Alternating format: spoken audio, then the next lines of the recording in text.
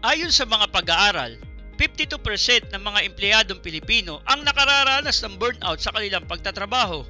Sa nasa 1,000 respondenteng tinanong noong July 2022, binanggit nila na ang mga dahilan ng burnout ay ang mga sumusunod. Una, problemang pinansyal. Ikalawa, geopolitical tension. Ikatlo, pandemic. At ikaapat, mental health concerns. Ang burnout ay isang estadong pisikal, emosyonal at mental na pagkaubos dahil sa sobrang stress o labis na demand, kadalasan sa pagtatrabaho o mga responsibilidad. Para maiwasan ito, mahalagang gumawa ng mga hakbang upang mapangalagaan ang sarili. Narito ang ilang tips para maiwasan ang burnout. Una, magpahinga at maglaan ng oras para sa sarili. Regular na magpahinga at magkaroon ng oras para sa sarili, tulad ng pagkuha ng break sa trabaho, pagpunta sa nature o paggawa ng mga aktibidad na nagpapasaya sa iyo. Ito ay makatutulong upang mabawasan ang stress. Ikalawa, magtakda ng malinaw na hangganan o boundaries. Alamin kung hanggang saan lang ang kaya mong gawin at magtakda ng oras para magpahinga. Iwasan ang sobrang overtime o pagbuhos ng oras sa trabaho nang walang pahinga. Ikatlo, matutong humindi. Hindi masamang tumanggi sa mga dagdag na gawain o responsibilidad. Lalo na kung alam mong masyado ka ng stress, huwag hayaan na masyadong puno ang schedule mo. Ikaapat, magsanay ng tamang time management. Maglaan ng oras para sa bawat gawain at siguraduhin hindi mo pinipili tapusin ang lahat ng sabay-sabay.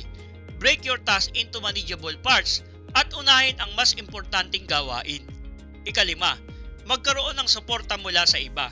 Kausapin ng pamilya, kaibigan o katrabaho kapag nararamdaman mong overloaded ka na.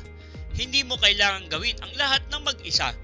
Ang pakikipag-usap ay makatutulong para mailabas mo ang iyong nararamdaman. Ika-6, panatilihin ang balanseng buhay. Siguraduhin na may balanseng oras para sa trabaho, personal na buhay at pagpapahinga.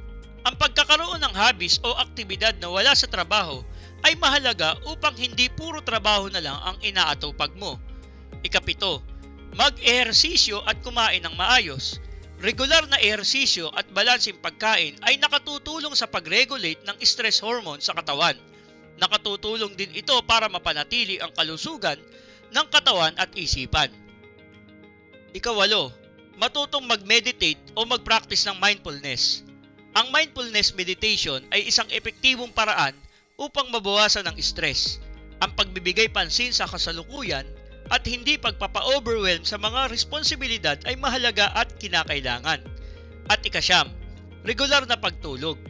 Ang sapat na tulog ay nakatutulong sa pag-recharge ng katawan at isip. Kapag kulang ka sa tulog, mas nagiging prone ka sa mga stress at burnout. Ang pagtutok sa iyong kalusugan at paggawa ng mga preventive measures ay nakakatulong para mapanatili ang iyong energy at ma-enjoy ang mga gawain sa trabaho at sa buhay. Maraming salamat sa panonood. Hanggang sa muli.